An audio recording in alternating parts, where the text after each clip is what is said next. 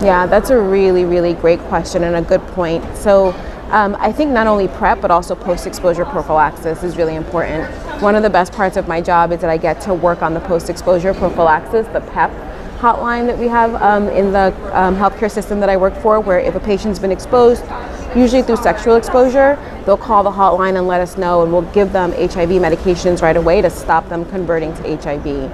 That's one example of what is required to really meet our country's goals of stopping the transmission of HIV in the time frame that we've outlined.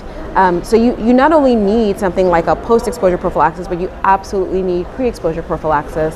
One of the teenage patients that I worked with, and it was really devastating to hear this, he was infected the very first time that he had a sexual experience with someone, and it was after he got infected with HIV that he then found out about PrEP.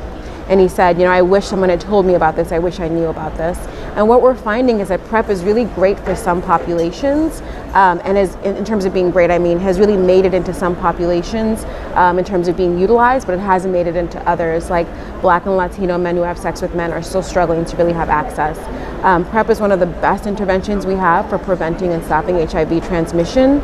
So we as clinicians and public health experts and health systems have to do a much better job of really thinking about PrEP use holistically.